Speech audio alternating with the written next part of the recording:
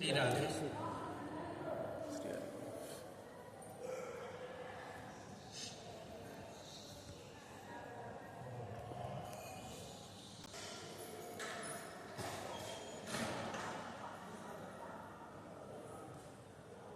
प्रेमानंदोत्पुलकित गात्रो विद्युत धाराधर समकांति श्री राधा कृष्णौ मनसि दधानं वन्देऽहं श्रीहित हरिवंश।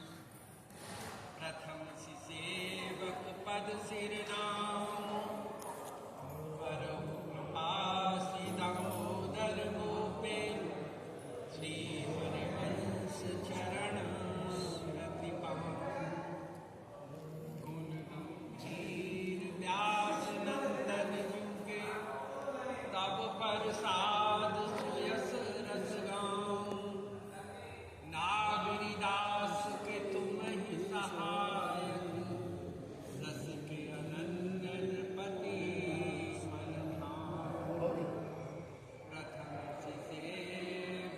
पद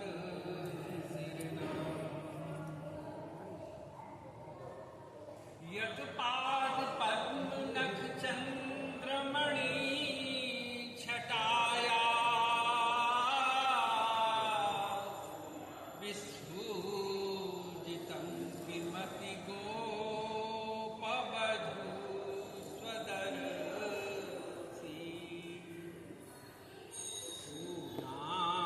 राग रस सागर सार मूर्ति श्री राधिका मयि कदापि कृपां करो।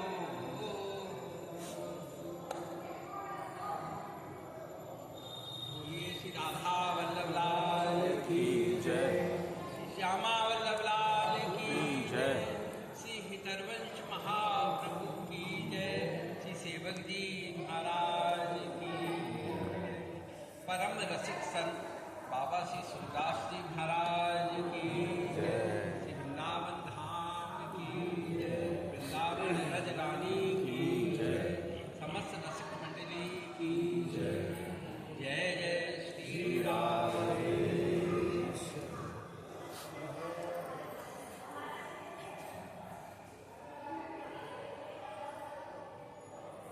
कल सायंकालीन के प्रसंग में भक्तों के चरित्र,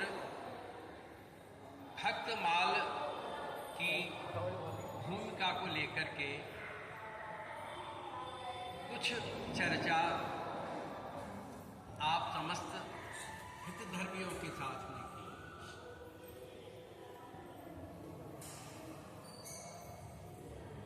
संत भगवंत अंतर निरंतर नाही। संत भगवंत भगवान परमात्मा ईश्वर राम कृष्ण, इनमें भेद नहीं है, अभेद है। संत भगवंत अंतर निरंतर नाही। इसका शास्त्रों में खूब वर्णन किया गया है। बिना भगवान के तो भक्तों के चरित्र नहीं बनते हैं। जब भगवान की लीला नहीं होगी, ठाकुर जी नहीं होंगे, उनकी लीला नहीं होगी, तो उनकी लीलाओं को कौन गाता है? भक्त गाते हैं, संत गाते हैं।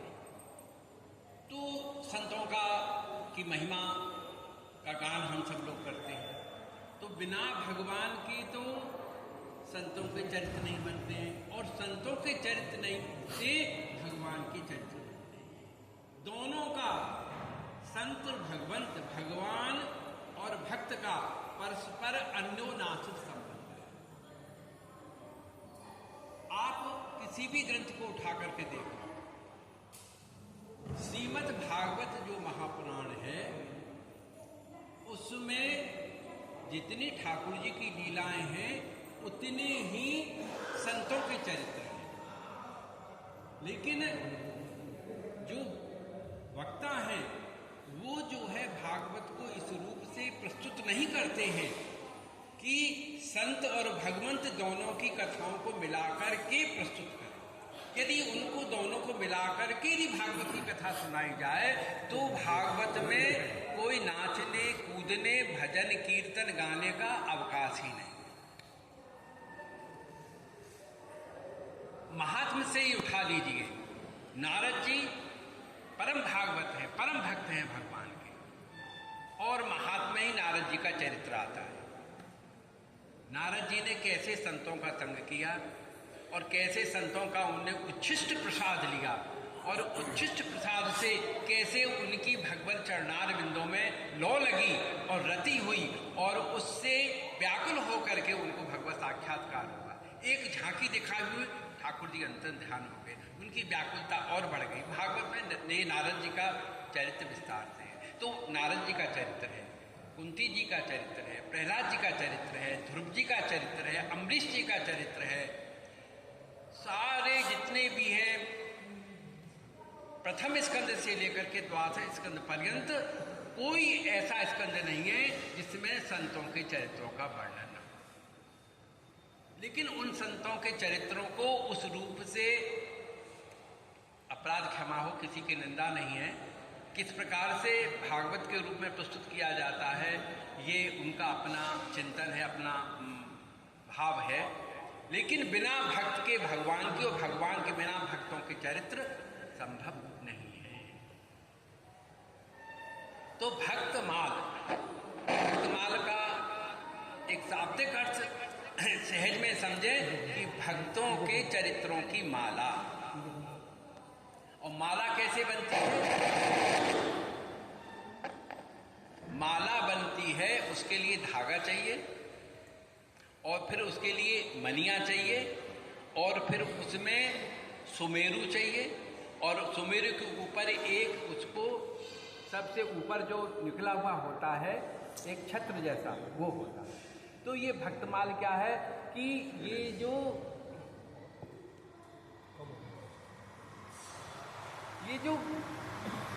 धागा है, भक्तमाल की जो धागा है वो धागा ही भक्ति है। उस भक्ति में भक्तों के संतों के चरित्र मनिया के रूप में रोए जाते हैं। 108 मनिया होती है ना, करमाला होती है, 27 मनियों की करमाला होती है, 108 की माला होती है, 1000 माला होती है। बड़े बड़े संत जो है बहुत छोटी गले में डाल करके 1000 माला से जो है जप करने के लिए बैठते। सामान्यतः 108 की जो माला होती है वो तो अपने नाम जप के लिए, गुरु मंत्र का नाम का जप करने के लिए। 27 मनिए की जो माला होती है वो कर माला होती है। उस कर माला को चलते फिरते उठते बैठते किसी भी समय, चाहे हम चारपाई पर, बिस्तर पर बैठे हैं, सोफा पर बैठे हैं, कुर्सी में बैठे हैं, परिक्रमा कर रहे हैं, कहीं भी आ रहे हैं जा रहे हैं, करमाला हाथ में रहती है तो उसे जप किया जाता है। अच्छा, कहेंगे माला क्यों हाथ में ली जाती है? एक प्रश्न उठता है कि आप तो माला भी कर रहे हो और बात भी कर रहे हो।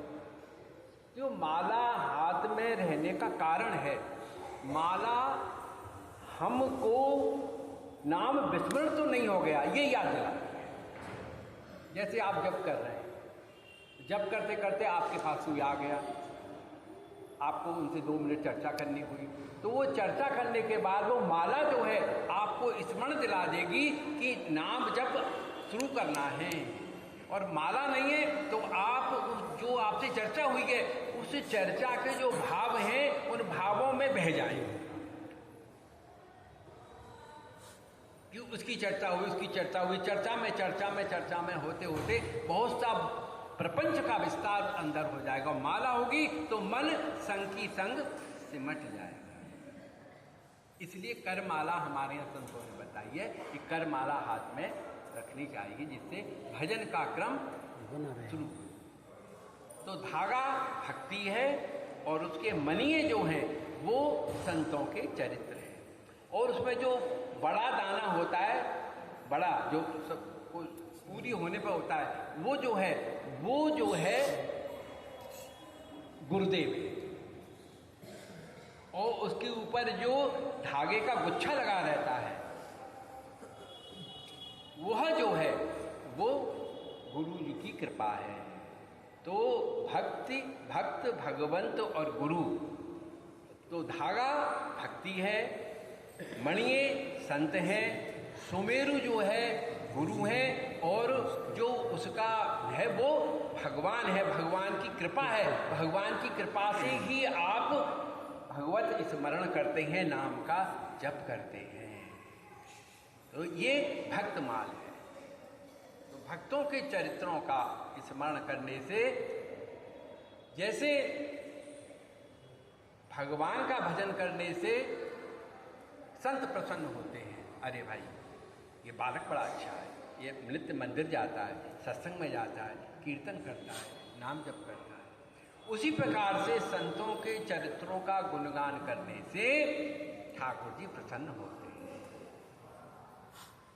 ठाकुर जी को प्रसन्न करने का सहज उपाय ये है कि संतों के चरित्रों को श्रवण करो और उनका गुणगान करो। और उनका गुणगान किसमें है? उनका गुणगान है भक्तमाल में।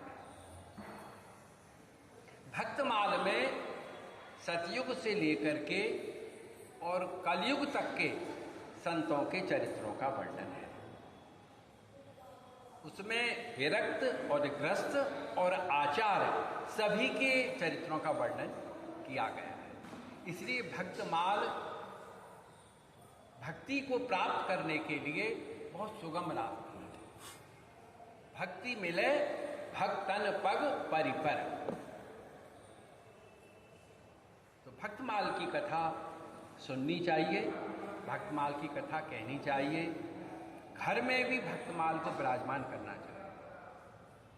प्रत्येक जो भागवत धर्म का आचरण करने वाले हैं उनके घर में श्रीमद् भागवत, भगवत गीता, रामचरितमानस और भक्तमाल, ये ग्रंथ जो है प्रत्येक वैष्णव के घर में, भक्त के घर में अवश्य रहनी चाहिए, जिससे समय समय पर उनका अध्ययन अवलोकन भी किया जा सके। ऐसा नहीं कि केवल अलमारी में रखे हैं तो साल भर बाद निकाल करके झाड़ पहुँच करके फिर रख। अब समय अवकाश निकाल करके उनको देखना चाहिए, जिससे ये ग्रंथ जो हैं ये ग्रंथ प्रभु के विग्रह हैं। और हमारे यहाँ तो सेवक जी ने इन ग्रंथों को श्यामा श्याम का रूप बताया है। नाम बाणी जहाँ श्याम श्यामा धंधा, नाम बाणी निकट श्याम श्यामा प्रगट है। कितना महत्व इन बाणियों को, इन ग्रंथों को हमारे सेवक जी महाराज ने बताया कि ये ग्रंथ सामान्य नहीं होते हैं। हम इन ग्रंथों को केवल काला अक्षर और कागज का पन्ना मान लेते हैं, इसलिए हमें उनके अंदर जो कुछ रखा हुआ है वो प्राप्त नहीं हो पाता है। गीता जी कहती हैं, श्रद्धावान लभते ज्ञान संशयात्मा विनश्यति। जब तक हमारी उनमें श्रद्धा नहीं होगी तब तक उनमें रखा हुआ जो भाव है उस भाव को हम ग्रहण नहीं कर पाते। हमें ग्रंथ के प्रति भाव रखना चाहिए, श्रद्धा रखनी चाहिए और श्रद्धापूर्वक उसका हमें अध्ययन और पाठ करना चाहिए। तो उसके अंदर वो स्वयं ग्रंथ कृपा करता है भक्त के ऊपर, साधक के ऊपर। स्वयं ग्रंथ कृपा करके अपने भावों को हृदय में खोल देता है।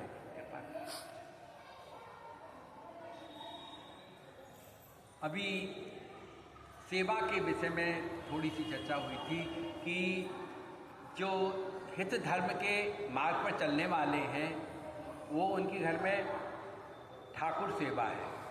वो ठाकुर सेवा है, चाहे वो चित्रपट की सेवा है, चाहे श्री विग्रह की सेवा है, चाहे वो लालन की सेवा है जिसको गोपाल जी कहते हैं, मैं उसे लालन कहता हूँ, लालन की सेवा है, चाहे युगल सरकार की सेवा है।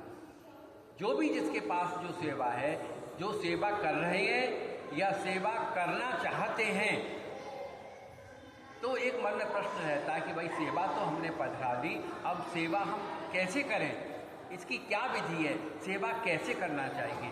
तो ये भी एक धर्मी को, एक साधक को अच्छी प्रकार से समझ लेना चाहिए और समझना जरूरी है। सबसे पहले तो जब घर में सेवा पधराई जाए तो कभी भी उसके अंदर ये भाव नहीं रखना चाहिए कि ये तो तस्वीर है।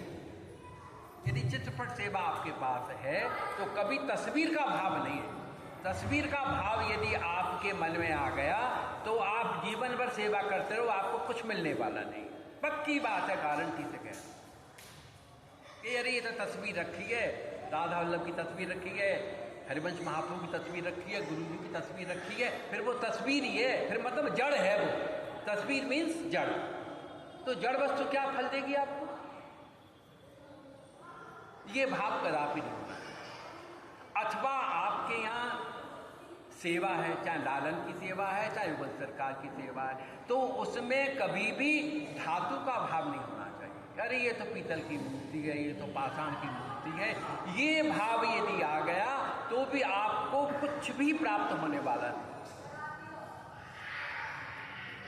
साक्षात ये मन में भाव होना चाहिए, ये मेरे परमाराध्य हैं, ये साक्षात श्याम सुंदर हैं, किशोरी जी हैं, श्री राधा लाल हैं, मेरे प्राणधन हैं, बड़ी कृपा करके मेरे घर में पधारे हैं। ये भाव पुष्ट होना चाहिए। ये भाव हृदय में पुष्ट होना चाहिए, तब आपको उस सेवा का फल मिलेगा। और यही भाव रहा कि अरे ये तो पीतल की मूर्ति है, ठीक है, अच्छा रखी है, ये तो पत्थर की है, ठीक है, इसमें क्या है, कर दो सुबह शाम को। नहीं, ये साक्षात मेरे घर में ठाकुर जी विराजमान है। अच्छा, ये सेवा क्यों है? श्रीमद् भागवत आपने खूब सुनी हो और अम्बरीश जी का चरित्र भी सुना होगा आपने। और अम्बरीश जी के चरित्र में भगवान दुर्वासा जी से क्या कह रहे हैं ये भी आपने सुना होगा। ये प्रसंग आपको स्मृति में होगा कि स्वयं ठाकुर जी कहते हैं अहम भक्त पराधीन। ये भगवान के मुख के वचन। परम स्वतंत्र, और नारद जी क्या कहते हैं रामचरितमानस में, परम स्वतंत्र न सिखे कोई और भावे मन ही करो तुम तो। परमात्मा सर्वतंत्र स्वतंत्र है और ये सत्य भी है। शास्त्र कहते हैं, वेद कहते हैं, पुराण कहते हैं, इतिहास कहता है कि परमात्मा परम स्वतंत्र है, वो किसी के बंधन में नहीं है। वही परमात्मा दुर्वासा जी से कह रहा है भगवान की वाणी मिथ्या नहीं है, भगवान कभी मिथ्या नहीं बोलते हैं।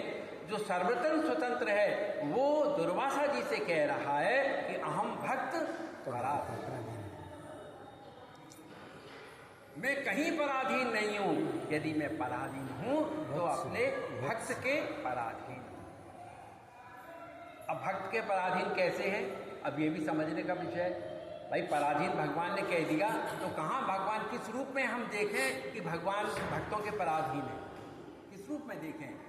आपके घर में जो ठाकुर जी विराजमान है और या मंदिर देवालयों में जो ठाकुर जी विराजमान है, ये ठाकुर जी का अर्चा विग्रह है। इसको अर्चा विग्रह कहते हैं।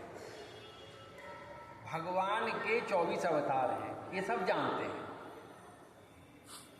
श्रीमद् भागवत में शास्त्र में वर्णन है कि भगवान के 24 अवतार हैं।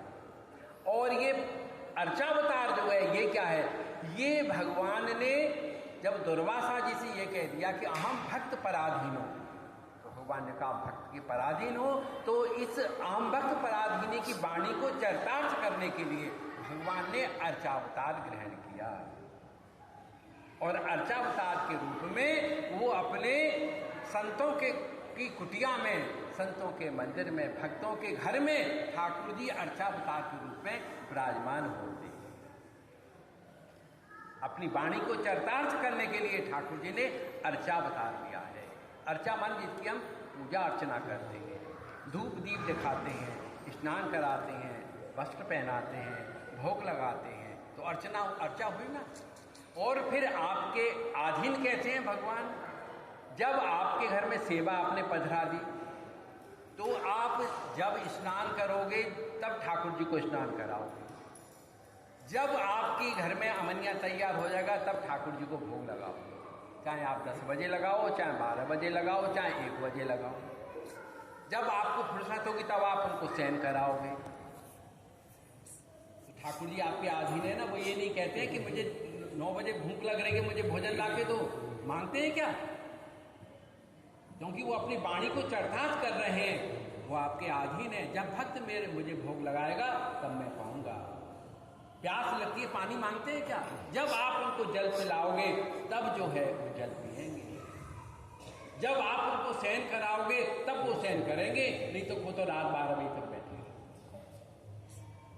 आपके घर में सेवा है, आपको कहीं पार्टी में जाना पड़ा, विवाह में जाना पड़ा, कार्यवश कहीं जाना पड़ा, जब आप आओगे वहां से आकर के तब आपको ध्यान आएगा हमने ठाकुर जी को शयन नहीं कराया, तब आप श्री जी को शयन कराएंगे। तो आपके अधीन हुए कि नहीं? जब आप खिलाते हो तब खाते हैं, जब पिलाते हो जब पीते हैं, जब सुलाते हो तब सोते हैं। तो ये ठाकुर जी के यहाँ वाणी को चरितार्थ कर दिया कि अहम भक्त बड़ा। तो घर की सेवा को कभी भी धातु विग्रह, शिला विग्रह, काष्ठ विग्रह या कभी भी चित्रपट का भाव नहीं रखो। या तो सेवा पधराव नहीं, पधराव तो यही समझो कि प्रभु कृपा करके अपनी वाणी को चरितार्थ करने के लिए अर्चा विग्रह के रूप में दास के घर में विराजमान हुए, और जितना भी समय हो भाव भक्ति पूर्वक उनका भोग राग श्रृंगार आदि पुष्पादि तुलसी आदि से उनका अर्चना करें, अर्पित करें। तो देखो आपके जीवन में, आपके घर में मंगल ही मंगल होना चाहिए, क्योंकि साक्षात विराज रहे हैं ना। अपनी वाणी को चरितार्थ करने के लिए प्रभु आपकी कुटिया में।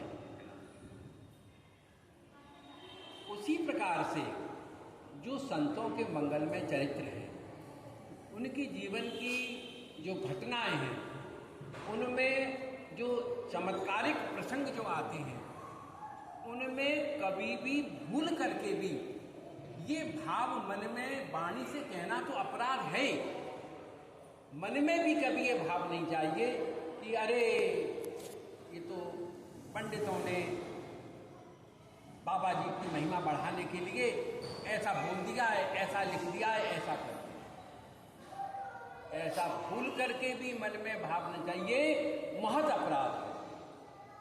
और इस अपराध को ठाकुर जी भी क्षमा नहीं करेंगे। अम्बरीश जी का अपराध दुर्वासा जी ने किया तो ठाकुर जी ने भी मना कर दिया कि दुर्वासा जी तुम विप्र हो और मैं विप्रों का भक्त हूं, उसके बाद भी तुमने मेरा अपराध किया होता तो मैं तुमको क्षमा कर देता। तुमने मेरे भक्त का अपराध क्षमा किया है, आप मेरे भक्त की शरण में जाओ, वही क्षमा। तो कभी भी मन में ऐसा भाव नहीं आना चाहिए कि ये संतों के जो चरित्र हैं, ये चमत्कार आप सुना रहे हैं, ये तो ऐसी कपोल कल्पनाएं हैं, ऐसा कुछ नहीं है, सब बाबा ऐसे ही है। आजकल बड़ा युवा पीढ़ी है, विज्ञान का युग है, चमत्कार को लोग नहीं मानते। बोले कि हमें तो प्रत्यक्ष दिखाओ तब हम विश्वास करेंगे। नहीं, इनके जो मंगलमय चरित्र है उनमें विश्वास करना चाहिए, श्रद्धा रखनी चाहिए। श्रद्धा से ही उसकी वस्तु का लाभ आपको प्राप्त होगा। अब इसके लिए अभी सेवा का प्रसंग ही चल रहा है। सेवा स्वामी हरदास जी महाराज ने बांके बिहारी जी को प्रकट किया, और स्वामी जी श्री बांके बिहारी जी की अत्यंत लाड़ से सेवा करते थे। स्वयं एक मुट्ठी चना पाते थे, एक मुट्ठी चना, और अपने आराध्य श्यामा कुंज बिहारी को उत्तम भोग लगाए मोर मरकट तिमिर। अपने श्यामा कुंज बिहारी को, अपने बिहारी जी को उत्तम से उत्तम भोग अमनिया बना करके ठाकुर जी श्री जी को निवेदन करते, और वो सब मोर बंदरों के लिए बांटते, और स्वयं एक मुट्ठी भीगे हुए चना जो है वो पाकर के भजन करते। तो उनके लिए स्वामी जी ने सेवा सावधान अति जानी सुघर गावत दिन रस रास, ऐसो रसिक भयो ने हुए हैं भूमंडल आकाश। व्यास जी महाराज ने स्वामी जी तो सेवा सावधान अति, सेवा में सावधानी बरतनी चाहिए। जब भी श्री जी की सेवा करो, ठाकुर जी की सेवा करो, सावधानी पूर्वक ठाकुर जी का अमनिया बना करके भोग रखते समय, स्नान के समय, श्रृंगार के समय, पुष्पादि तुलसी अर्चना के समय, आरती के समय, शयन के समय सावधानी पूर्वक से श्री जी की सेवा करनी चाहिए। सेवा में उपेक्षा और लापरवाही सेवा अपराध बन जाता है। सेवा में अपराध नहीं होना चाहिए। आपके पास जो भी आपका समय है, उस समय में निश्चित समय निकाल करके सावधानी पूर्वक श्री जी की सेवा करनी। बात यहाँ अब दूसरा, ये तो सेवा से संबंधित संक्षेप में चर्चा हो गई। हाँ, अब ये संतों के जो मंगलमय चरित्र हैं, इन मंगलमय चरित्रों में यदि किसी के मन में यदि किंचित शंका हो जाती है या अविश्वास हो जाता है, ये भी बहुत बड़ा अपराध। ये अपराध कैसे है? ये प्रत्यक्ष एग्जाम्पल, उदाहरण मैं आपको बताता हूँ। हमारे श्री व्यास जी महाराज, हरिराम देव व्यास जी महाराज, जो महाप्रभु के अनुगत थे, उनके शिष्य थे। जुगल किशोर उनके आराध्य ठाकुर जी थे। जुगल किशोर जी की सेवा बड़ी लाड़ से करते थे। अस्त्याम सेवा उनकी सेवा होती थी। सायंकालीन धूप आरती और संध्या आरती के पश्चात ठाकुर जी को राग सेवा होती। सेवा के 3 अंग हैं, भोग, राग और श्रृंगार। जब सेवा घर में पधराओ तो ठाकुर जी का भोग लगाओ और श्रृंगार धारण, अच्छी अच्छी पोशाक, अच्छे अच्छे मुकुट, चंद्रिका, ऋतु के अनुरूप जो है उनकी पोशाक हो, ऋतु के अनुरूप उनके पुष्पों की सेवा हो, और राग, भोग, राग और श्रृंगार। श्रृंगार के पश्चात फिर भोग लगाया और भोग के बाद राग। राग माने ठाकुर जी के आगे बैठ के कीर्तन करो। परिवार में बैठ कर के चाहे 5 मिनट, 10 मिनट, 15 मिनट, जो आपका प्रिय कीर्तन है, तो ठाकुर जी के आगे बैठ कर के, परिवार के 2 व्यक्ति बैठे, 4 व्यक्ति बैठे, नहीं कोई नहीं बैठे, अकेले बैठो, लेकिन ध्यान देकर के ठाकुर जी के आगे कीर्तन करो। ये तीनों मिलते हैं तब जाके ठाकुर जी की सेवा पूर्ण हो। क्योंकि भोग, राग, श्रृंगार ये सेवा के अंग। और आप गाना जानते हैं तो पद पदावली सुनाओ ठाकुर जी। तो व्यास जी महाराज भी अपने ठाकुर जी को संध्या आरती के पश्चात, वो भक्तों को व्यास जी बहुत मानते हैं। उनके चरित्र में, व्यास जी के चरित्र में श्री नाभाजी महाराज लिखते हैं कि भक्त इष्ट अति व्यास थे। श्री राधावल्लभ दास तो इनके इष्ट थे व्यास जी महाराज के, और संत जो है उनके अति भक्त इष्ट अति, अति थे, उनके अति शब्द का प्रयोग किया है। तो वो श्री राधावल्लभ से ज्यादा वो संतों को मानते थे। भक्त इष्ट अति व्यास, ऐसा लिखा है श्री नाभाजी महाराज ने व्यास जी के। तो उनके यहाँ संध्याकालीन सभी संप्रदाय के संत, कोई भी संप्रदाय का हो, चाहे रामानंदी हो, निम्बार्की हो, गौड़िया हो, सगुण का हो, निर्गुण का हो, जो भी संत उनके यहाँ आते, वो संतों को विराजमान करते और उनसे प्रार्थना करते, आप हमारे ठाकुर जी को कुछ सुनाओ। ठाकुर जी को पद पदावली सुनाते, फिर उनका संतों के सैन व्यालु भोग होता, व्यालु की पंगत कराते, संतों को व्यालु करके चले जाते। ये व्यास का काम था। एक दिन कबीर पंथी संत जो है उनके यहाँ, तो उनसे भी निवेदन किया कि महाराज कुछ हमारे जुगल किशोर जी को कुछ सुनाओ। तो कबीर पंथी थे, उन्होंने एक निर्गुण भाव का पद जो है सुना दिया ठाकुर जी को राग से गा। अब जब उन्होंने वो पद सुनाया तो व्यास जी ने कहा नहीं कुछ उनसे, केवल मन में ये सोचा कि हमारे तो जुगल किशोर जी बड़े रसमय ठाकुर हैं, हम तो उनकी बड़ी मंगलमयी रसमयी लीलाओं के का चिंतन करते हैं और रसमयी लीलाएँ सुनते सुनाते हैं, गाते हैं। और ये तो हमारे ठाकुर जी को निर्गुण बना दिया इन्होंने, ऐसा पद सुना दिया। बस इतना उनके केवल मन में आया, वाणी से कुछ नहीं कहा, किसी से कुछ नहीं कहा। राग सेवा हो गई, ब्यालू भोग आ गया, पंगत हो गई, संत चले गए, श्री जी को शयन करा दिया।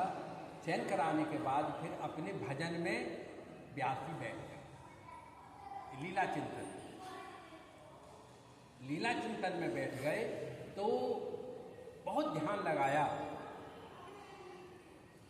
तो एक भी लीला जो है उनके ध्यान में नहीं है, कोई लीला ध्यान में नहीं है।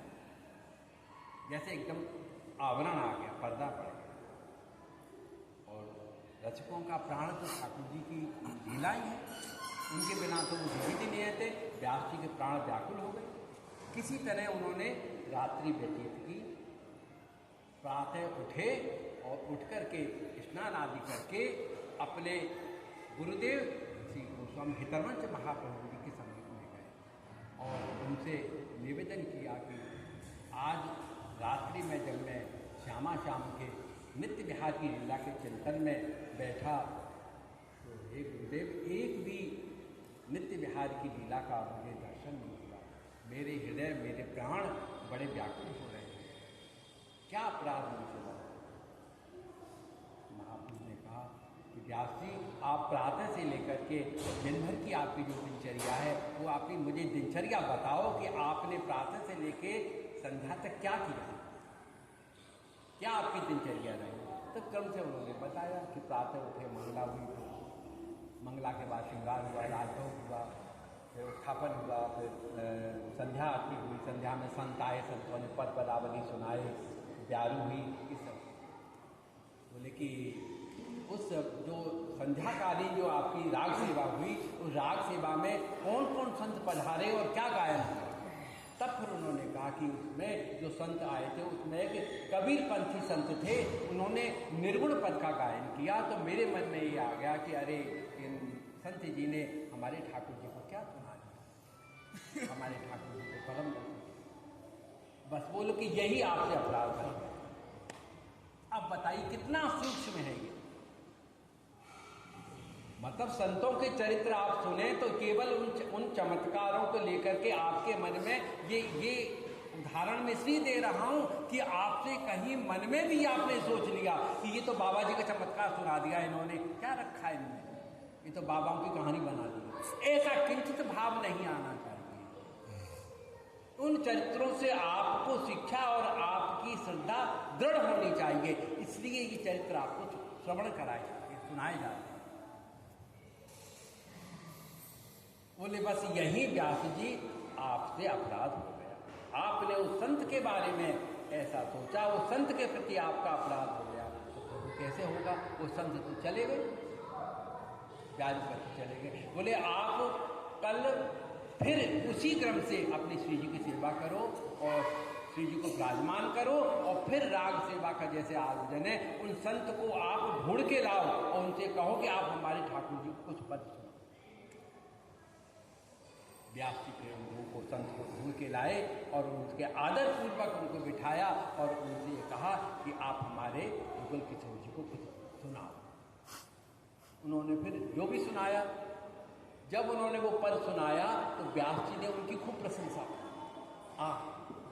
आपने कितना सुंदर पद है, आपकी कितनी सुंदर भाव, आपकी कितनी सुंदर वाणी है।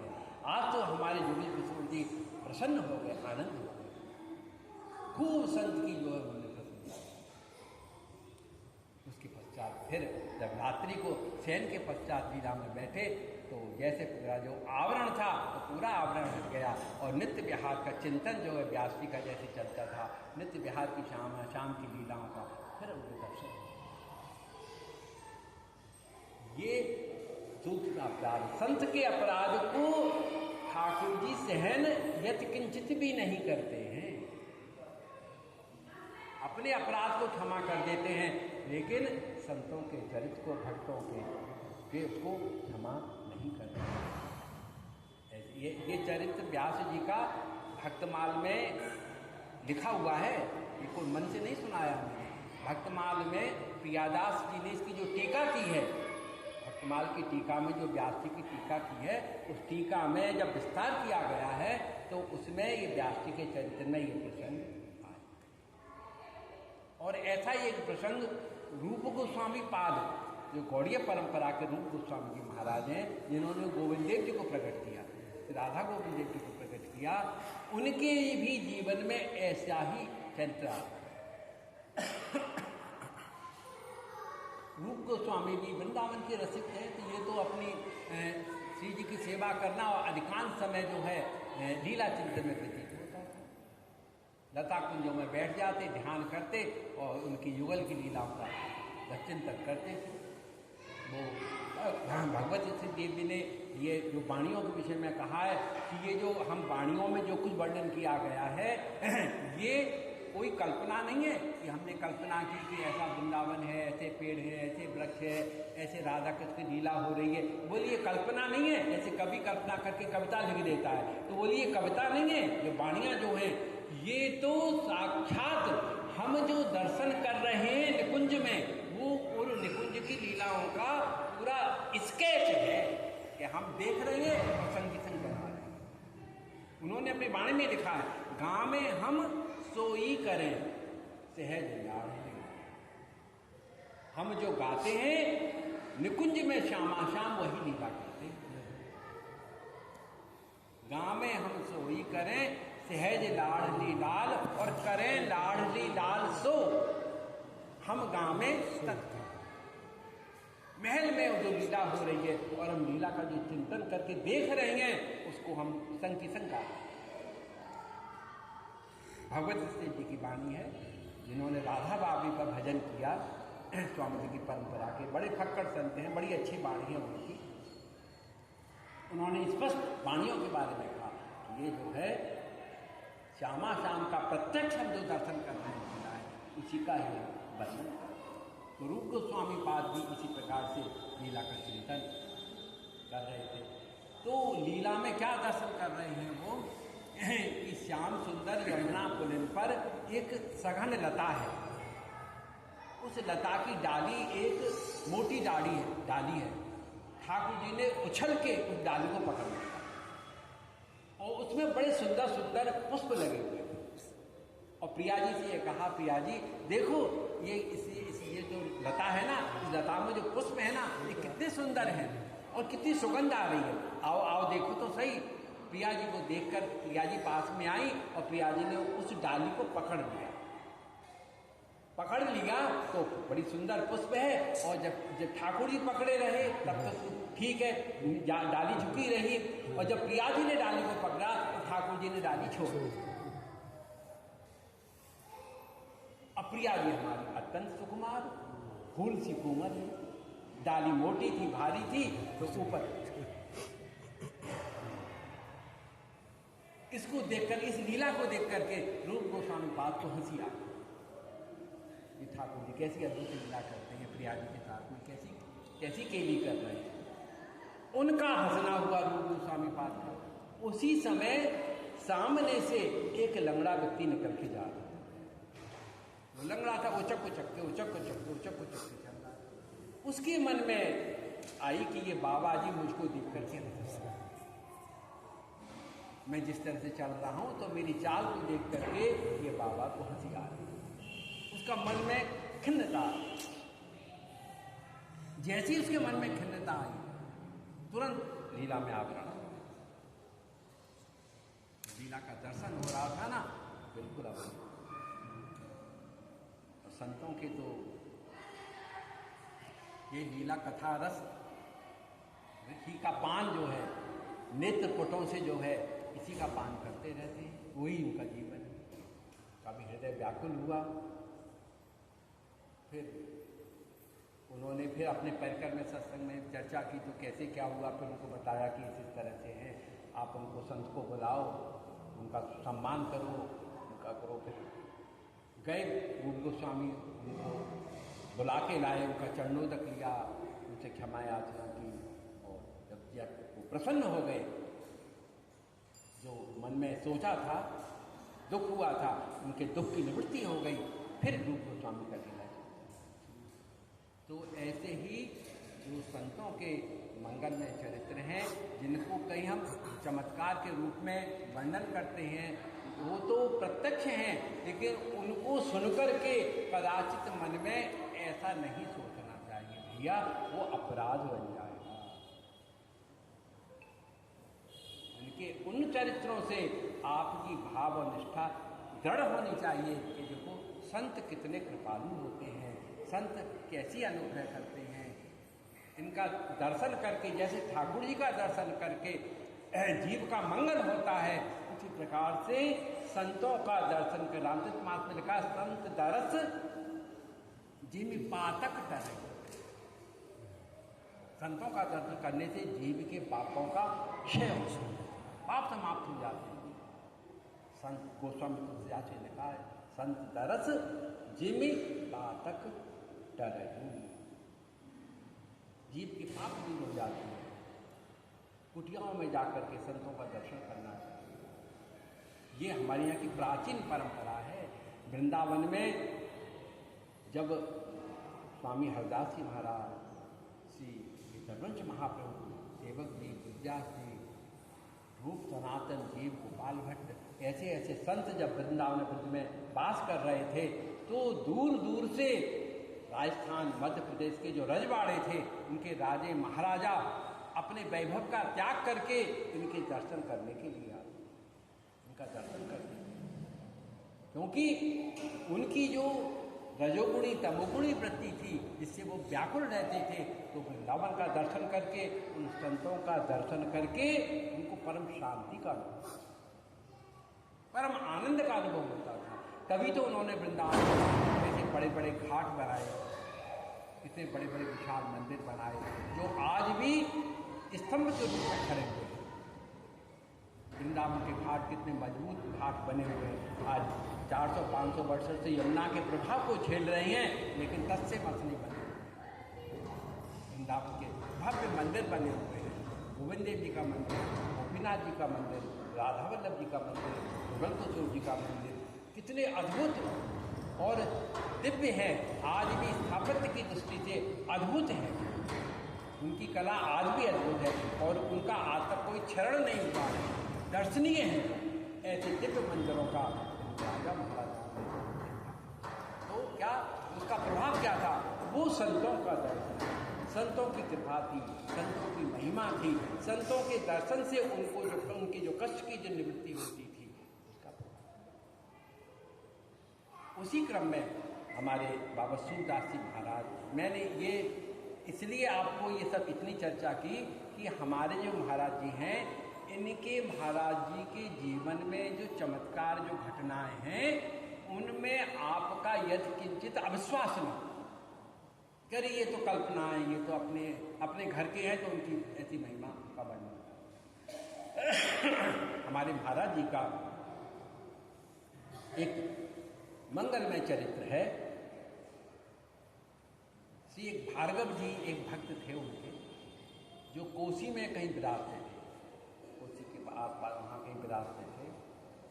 तो परिवार था उनका ठीक था, पत्नी थी, बच्चे थे, सब बहुत कुछ अच्छे से सब कुछ चल रहा था। महाराज जी में उनकी बड़ी निष्ठा थी, महाराज जी में उनका बहुत भाव था। पूरा परिवार, पत्नी, बच्चे, सब महाराज जी में बड़ी श्रद्धा रखते थे। एक दिन उन भार्गव जी के नेत्रों में पीड़ा, बड़ी असह्य पीड़ा हुई। इतनी पीड़ा हुई उनके नेत्रों में कि पूरा घर विचलित हो, इतना विचलित हुआ कि घर में रसोई नहीं बनी, प्रसाद नहीं पाया, इतनी व्याकुलता हो। अचानक सहज महाराज जी उनके घर पधारे तो महाराज जी के प्रति बड़ा भाव रखता था पूरा परिवार, उनकी पत्नी, उनके बच्चे बड़े प्रसन्न हुए। महाराज जी पधारे, महाराज जी को राज आए, उनका स्वागत सत्कार आदि जैसे सब किया। महाराज जी ने कहा रसोई बनाओ जल्दी से, रसोई बनाओ। उनकी पत्नी ने सोचा कि हो सकता है महाराज जी भूखे प्यासे, मुझे भूख लगी होगी, इसलिए प्रसाद रसोई बनाने के लिए कह रहे हैं। तो सब उनकी पत्नी ने रसोई को स्वच्छ किया, साफ किया, पात्र आदि धोए, सब बड़ी पवित्रता से बड़े भाव से जो है रसोई बनाई। महाराज जी पधारे, महाराज जी भोग लगाएंगे, प्रसाद करवाएंगे, महाराज जी रसोई बनाए। जब रसोई बन करके तैयार हुई तो महाराज जी बोले हम तो जा रहे हैं। महाराज जी कहाँ जा रहे हैं? रसोई बन करके तैयार हो गई, हमने आपके लिए प्रसाद बनाया, आप प्रसाद पाके जाइएगा। बोले कि नहीं, ये प्रसाद तो हमने आप लोगों के लिए बनवाया है कि आप लोग प्रसाद पाओ। ऐसा कहकर के महाराज जी वहाँ से चल दिए और जाते समय बोले कि सब कुछ ठीक हो जाएगा, चिंता मत करो, सब कुछ ठीक हो जाएगा। महाराज जी आप सब कुछ ठीक हो जाएगा, अब आप जा रहे हो, रात्रि हो गई है, आप रात्रि में कहाँ जाएंगे? कोई समय का साधन भी नहीं मिलेगा और कोई जाने का कोई साधन नहीं है। बोले आप जाएंगे कहाँ? बोले हम भोगल जाएंगे, हम भोगल जाएंगे। और तुम महाराज जी फिर कैसे जाएंगे? तो रात्रि का समय नहीं, तब राधा वल्लभ सब व्यवस्था बना देंगे, चले जाएंगे, आप चिंता मत। और महाराज जी उनके यहाँ से, भागवत जी के यहाँ से चल पड़े। जब कुछ दूरी पर गए तो एक रिक्शे वाला आया, रिक्शे वाला आया और आकर के वहाँ रोका और रुका के रिक्शे से उतरा, महाराज जी को प्रणाम किया और बोले कि बाबा आप कहाँ जाएंगे? बोले कि मैं तो भोगल जाऊँगा, तुम मुझे भोगल ले जाओगे? बोले हाँ महाराज जी, मैं भोगल का ही रहने वाला हूँ, मैं ले जाऊँगा, आप जा कहोगे वहाँ मैं छोड़ दूँगा। वो रिक्शे में बिठा करके रिक्शे वाला महाराज जी को ले गया और भोगल में ले जा करके कोई धर्मशाला या कोई स्थान थी, वहाँ जो महाराज जी को पहुँचा। महाराज जी वहाँ पहुँचे तो वहाँ भी उनके भक्त थे, वो सब भक्त लोग महाराज जी के पास आ गए। महाराज जी के पास आए, महाराज जी के नेत्रों में बड़ी असह पीड़ा हो रही, भक्त बड़ी जाती। महाराज जी को क्या हो? दो तीन डॉक्टर बुलाए, महाराज जी को दिखाया कि महाराज जी को दिखाओ भाई, महाराज जी के नेत्रों में बड़ी पीड़ा हो रही है। डॉक्टर आए दो, डॉक्टरों से बोले कि इन डॉक्टरों को आप जो है आए हैं, इनको फीस दे दो, खाली मत भेजो, ये हमें कोई पीड़ा नहीं है, हमारी पीड़ा ठीक हो जाएगी, इनको भेज दो, हमारी तो श्री जी है, हमारा तो ठीक हो जाएगा। किसी डॉक्टर को नहीं दिखाया और डॉक्टरों को फीस देके डॉक्टरों को भेज दिया। थोड़ी देर पश्चात वो भार्गव जी वहाँ आ गए, कोसी से भोगर आ गए और भोगर आकर के फिर जो है उन्होंने कहा कि महाराज जी, कि देखा कि महाराज जी के नेत्रों में बड़ी पीड़ा हो रही। भार्गव जी का हृदय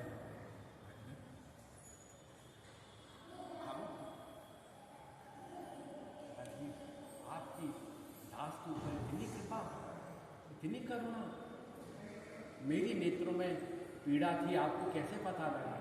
और आप कुटिया पे पधारे, घर पर पधारे और मेरी इस पीड़ा को आपने स्वयं अपने नेत्रों पे लेकर के मुझको रोग मुक्त करके आप चले गए और आप इस पीड़ा को आप स्वयं कष्ट पाते। सबने जिस बात को सुना, सब जो है आश्चर्यचकित हो गए। महाराज जी अपने भक्तों पर इतनी कृपा करते हैं, अपने भक्तों की इतनी चिंता करते हैं, भक्तों के प्रति महाराज जी का संत हृदय नवनीत, संतों का हृदय माखन की तरह से होता है।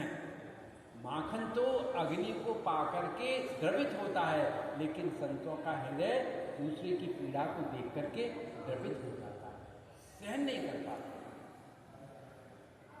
महाराज जी की लीला थी, कुछ समय बाद महाराज जी के लिए बोले अरे मुझे क्या पीड़ा होगी, मेरे तो नेत्र सहज रूप में, इतनी सहजता से सबको कह दिया, अरे बाबरे मुझे क्या पीड़ा होगी, मेरे तो नेत्र ही नहीं है, मुझे क्या पीड़ा होगी। ऐसा कह करके जैसे महाराज जी ने कुछ सहन किया है, चमत्कार किया है, उसको वहीं को खत्म कभी करें, जिससे मुझे कोई महिमा मंडित न कर पाए। ऐसे महाराज जी की परम मंगलमय चरित्र है। ये संत हृदय, संत द्रवित हो जाते हैं, पर पीड़ा से द्रवित हो जाते हैं। ये तो महाराज जी का मंगलमय चरित्र है। और एक महाराज जी का मंगलमय चरित्र दास के साथ जो घटा है और अभी घटा है, वो ज्वलंत आपको सुनाता हूं। घर का बालक, शायद हमारे परिकर में सब मालूम है, बहुत अस्वस्थ हो गया। इतना अस्वस्थ हो गया कि कोई दवा उसको काम नहीं कर रही थी और उसको लखनऊ पीजीआई हॉस्पिटल में एडमिट किया गया, इमरजेंसी में, और कौन सा आईसीयू में किया गया। और वहाँ ये कह दिया गया कि इसका लीवर मतलब बदला जाएगा, इसका लीवर बदला जाएगा, ये उपाय है और कोई उपाय इसका। स्वाभाविक है, इस पीड़ा से सब चिंतित, सब परेशान, जिसने सुना वो परेशान, जिसने सुना वो परेशान कि ऐसी स्थिति, अब कौन लीवर देगा और उसका बहुत बड़ा खर्चा आएगा, वो कैसे सहन किया जाएगा, क्या होगा। ये दास के संग घटित हुआ है। हमारे ये अशोक जी हैं ना, पड़ोस के माली, श्री जी की सेवा करते हैं, ये महाराज जी के बड़े भक्त हैं। इनके अशोक के बड़े भाई की लाली हमारा जहाँ परकाव मार्ग में निवास है वहाँ रहती है। तो उस लड़की ने मुझसे कहा कि अंकल जी आप इतने परेशान क्यों हो रहे हो, आप तो श्यामा कुंज जाते हो, महाराज जी के पास जाते हो, आप महाराज जी के यहाँ जा कर के एक घी का दीपक क्यों नहीं प्रज्वलित कर देते और अपने हृदय की बात महाराज जी से क्यों नहीं कह देते। आप जाओ महाराज जी के यहाँ एक दीपक जला दो और महाराज जी से कहा। तो हृदय में सहज ये भाव आया कि इससे तो मैंने कुछ पूछा नहीं और मैं इससे बात भी नहीं करता हूँ, इससे मैं हर किसी से सहज बात नहीं करता हूँ, अपने अंतर मन में ज़्यादा अंतरंग होकर के ज़्यादा रहता हूँ। लेकिन इसके हृदय में, क्योंकि ये परिवार महाराज जी का भक्त है, तो महाराज जी इसके हृदय में बैठ करके ये कहलवा रही हैं, तो मुझे इस बात को लेकर के विश्वास हो गया। फिर मैं श्यामा कुंज आया और घी का दीपक भी बना लिया। फिर मैंने देखो, और आते समय फिर मैं भूल गया उस दीपक को लेकर नहीं आया। फिर मैंने यहाँ आकर के राधे जी थे और हमारे गुरुदत्त थे, इनसे कहा, और हमारे कृष्णा जी रहते हैं हमारे पास वहाँ पर, उनसे भी कहा कि मैंने दीपक बनाया और दीपक को मैं मंदिर में छोड़ाया और दीपक मुझे यहाँ जलाना। बोले आप चिंता मत करो, वो दीपक आपका जल जाएगा। तो भावना से मैंने वहीं बैठे बैठे भावना से मैंने वो दीपक महाराज जी के आगे जलाया और महाराज जी से प्रार्थना की। और वैसे भी दीपक जलता है, गुरुदत्त ने भी जलाया और कृष्ण कुमार जी थे, उन्होंने भी यहाँ दीपक जलाया। फिर अगले दिन आकर के फिर मैंने वो दीपक वहाँ से ला करके दीपक जलाया। दीपक वहाँ जलते ही अगले दिन से उस बच्चे की इतना इम्प्रूवमेंट हुआ कि उस दिन से उसकी स्थिति संभलती चली और आज वो इस स्थिति में कि लीवर क्या बदलेगा कोई नाम भी नहीं लेता और पूर्ण रूप से स्वस्थ हो गया। किसी को उम्मीद नहीं थी, कुछ लोग तो ये आशा लगा के बैठे थे ये बच्चे का जीवन खत्म हो गया। इस भावना थी कुछ लोगों की, में सबकी फेस रीडिंग करता था। लेकिन ये जनवरी की बात है, 1 जनवरी को बच्चा वहाँ से 31 तारीख को डॉक्टर कहते हैं आप घर जाओ। हम सब आश्चर्य में कि इसकी क्या स्थिति थी और डॉक्टर हम छुट्टी दे रहा है, घर जाओ। बोले हाँ आप ठीक हो, आप घर जाओ, 15 दिन बाद आ जाना दिखाने के। उसके बाद हालांकि जाता रहा, लेकिन आज स्थिति ये है महाराज जी है कि वो पूर्ण रूप से स्वस्थ। घर का सारा कार्य, सारी जिम्मेदारी जो होनी चाहिए बखूबी से जैसे करता था वैसे निभा रहा, वैसे कर रहा। जिसकी ऐसी स्थिति थी, जो लोग ये सोच रहे थे कि ये बच्चे का तो जीवन ही नहीं है, और हम सोच रहे थे कि इसका कैसे प्लांटेशन कैसे होगा, सारी समस्याएं ऐसी छूमंतर हो गई जैसे कुछ है ही नहीं। और वास्तव में आज हम ऐसा अनुभव करते हैं कि ये जो 2-3 महीने हमारे हुए थे वो सब क्या था, महाराज जी ने कोई परीक्षा ली या क्या, ठाकुर जी परीक्षा लेते हैं, कैसे घटना चक्र था, ये क्या हुआ, कैसे हो गया, और ये सब कैसे सब कुछ खत्म हो गया।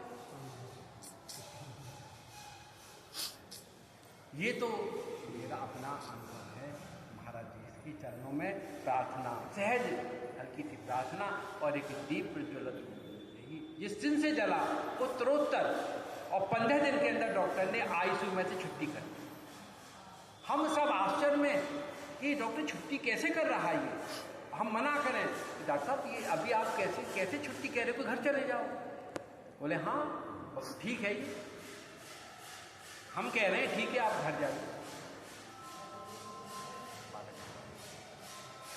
और जनवरी फरवरी मार्च 3 महीने, मार्च तो चल रहा है, 3 महीने में बिल्कुल वो ऐसे है, थोड़ी रोग के कारण शरीर में कृष्णता है, कमजोरी भी है, देखने में कमजोर लगता है, जैसा वैसे हुष्ट पुष्ट लंबा था 6 फुट का वैसा, लेकिन अब वो स्थिति नहीं है, वो लगता है 10% है। वो तो खैर संसार है, संसार का रोग का प्रभाव तो रहेगा, लेकिन उसकी एक्टिविटीज जो हैं उसमें कोई भी ब्रेक नहीं है, वो सही चल रहा है। तो ऐसे महाराज जी का मंगल में दिव्य चरित्र, महाराज जी साक्षात महाप्रभु के अंशावतार हैं।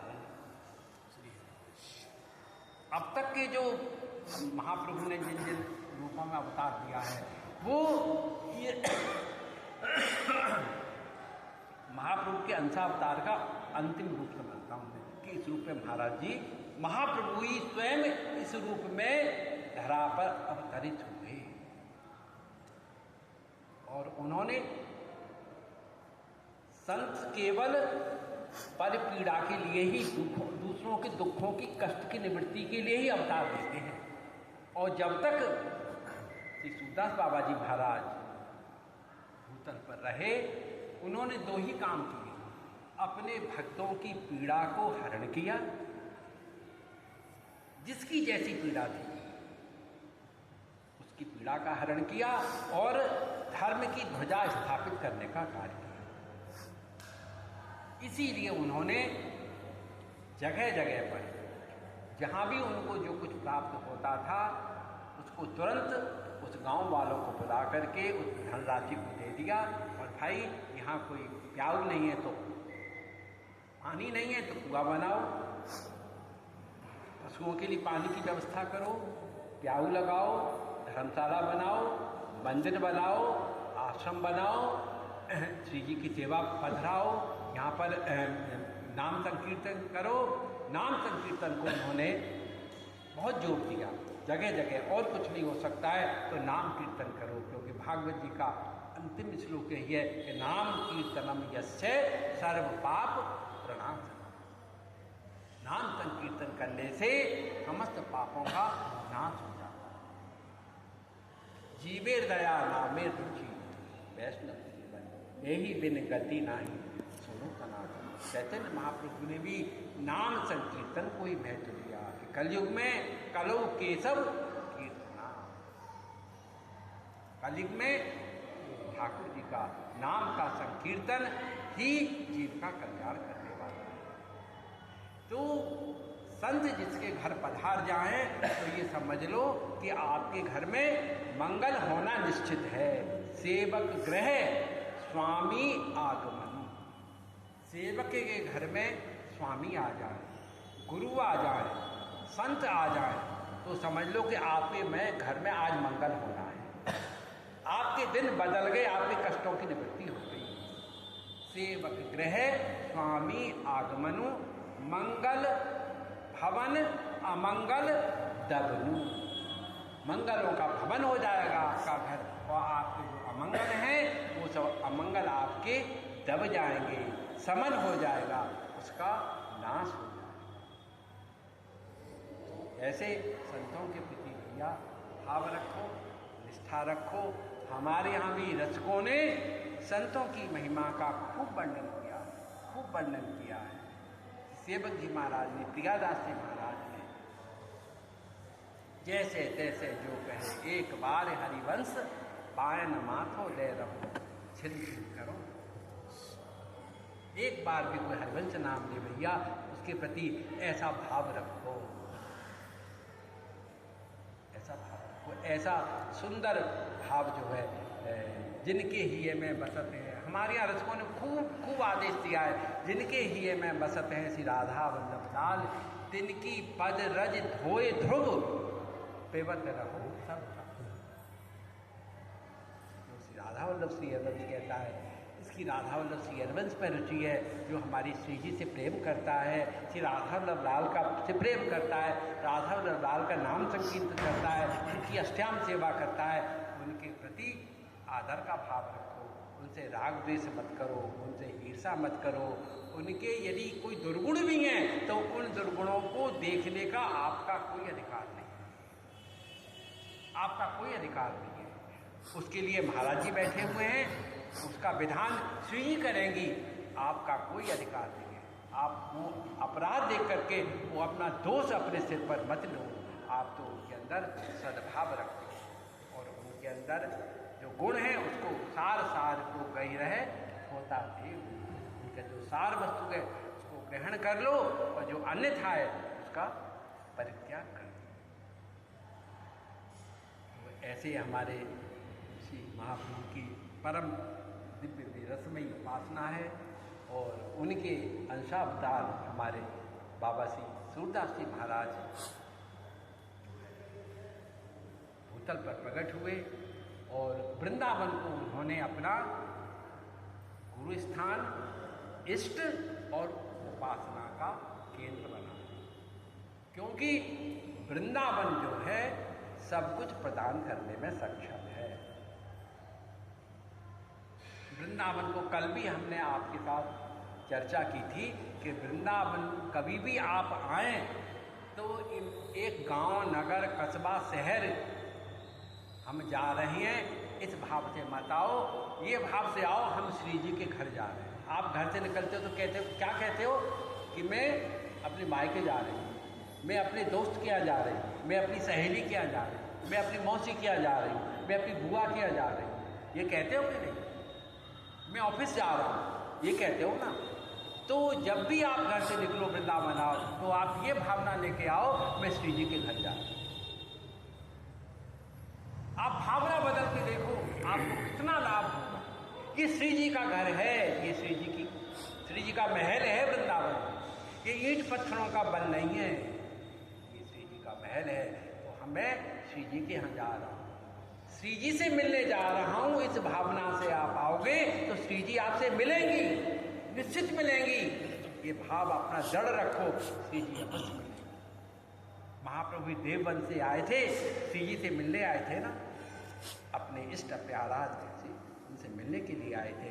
उन्होंने आकर के वृंदावन में जब उन्होंने आगमन किया हरिवंश महाप्रभु ने, तो सर्वप्रथम वृंदावन को साष्टांग दंडवत प्रणाम किया। स्वयं आचार्य है, राधा वल्लभ जी की डोला को कंधे पे लेके आते हैं, राधा वल्लभ जी का डोला उन्होंने उतार के रख दिया और वृंदावन को प्रणति पूर्वक साष्टांग दंडवत प्रणाम जो है हरिवंश महाप्रभु ने किया, जिसको उन्होंने अपने पद में स्पष्ट उल्लेख किया। प्रथम यथा मति प्रणवं श्री वृंदावन अति रम्य। ये पानी जी है ना हमारी चतुरासी जी साधारण ग्रंथ नहीं है, बहुत उच्च अवस्था का ग्रंथ है। और उस वाणी जी का, चतुरासी जी के एक एक पद का एक एक अक्षर पढ़ने के लिए नहीं है, चिंतन करने के लिए है। चिंतन करने के लिए एक एक अक्षर का चिंतन करो। ये नहीं एक पद पढ़ लिया, पढ़ना नहीं है। पढ़ी किताब जाती है, चतुरासी जी पढ़ी नहीं जाती है। चतुरासी जी के पदों का चिंतन किया जाए।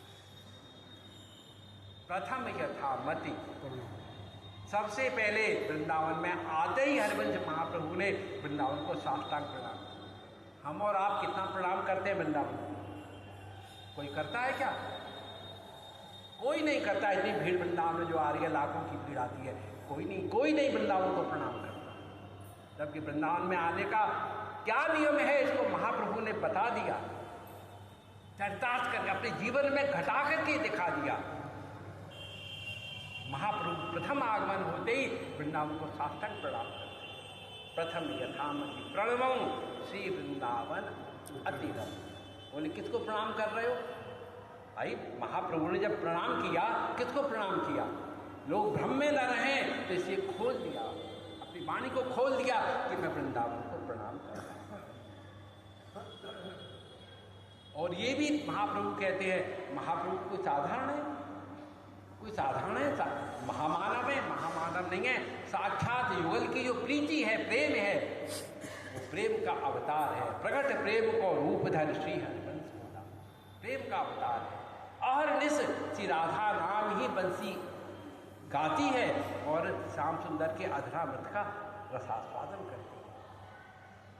महाप्रभु तो सब शास्त्रों के मर्मज्ञ हैं, परम उद्भट विद्वान हैं। वो कहते हैं मैं वृंदावन को यथामति, शब्दों पर ध्यान दीजिए। शायद आपने 100 बार पाठ किया होगा, लेकिन शब्दों पर ध्यान दीजिए। वो महाप्रभु की वाणी क्या कहती है कि प्रथम यथामति प्रणवम। बोले वृंदावन को प्रणाम कैसे करना चाहिए? महाप्रभु कह रहे इस बात को मैं नहीं जानता हूं, जैसे भी कैसे करना चाहिए। बोले मैं तो यथामति प्रणाम करता हूँ। यथामति मतलब जितनी मेरी बुद्धि है उतना उस प्रकार से प्रणाम कर रहा हूँ। वृंदावन को प्रणाम करने का कोई सिस्टम है, कुछ प्रकार है, कैसे प्रणाम करना चाहिए। जैसे मैंने आपको 1 किलो सोना दे दिया और 1 किलो सोना दे करके मैं हाथ जोड़ के हूँ कि यथाशक्ति मैंने आपको कुछ नहीं दिया, यथाशक्ति मुझसे बना वो मैंने।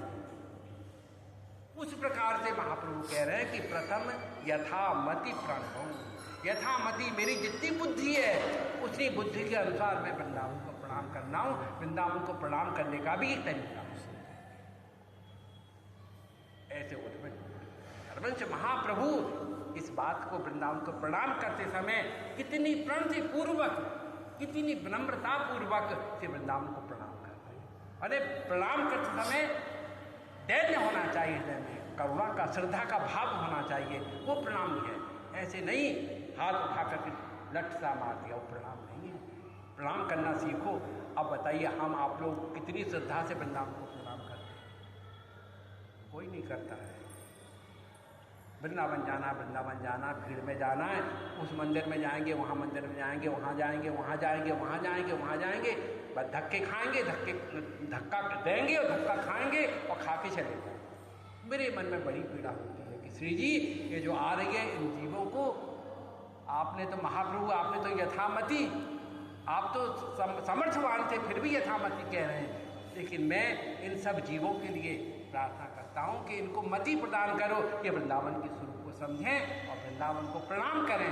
श्यामा श्याम को तो प्रणाम बहुत दूर है, राधा लाल को तो हम क्या प्रणाम करेंगे? वो तो वृंदावन के धन है, धनी है वो तो।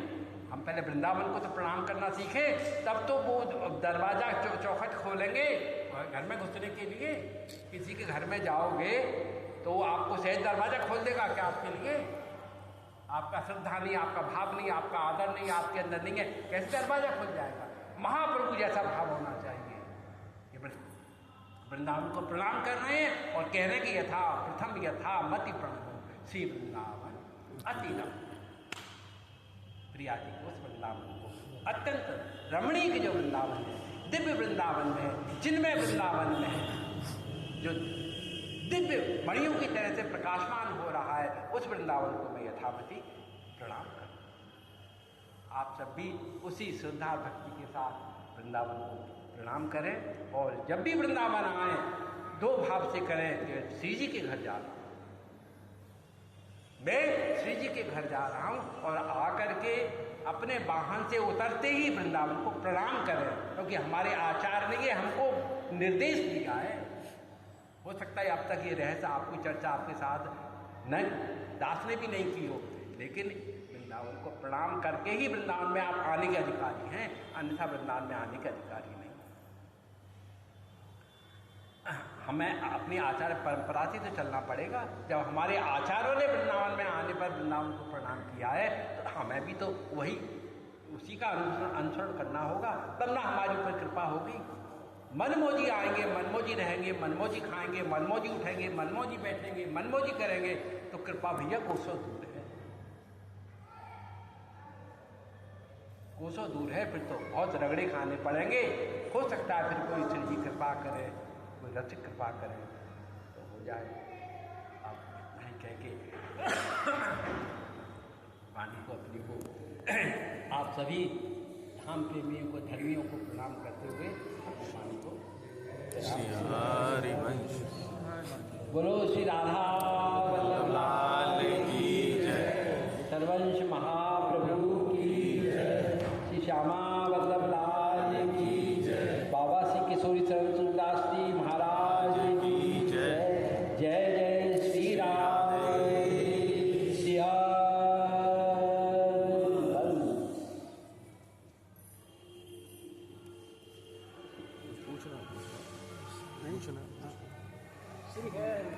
करते हैं गुरु जी। 9 पद 1 10 बुद्धिस्ट त्रिकाल मठ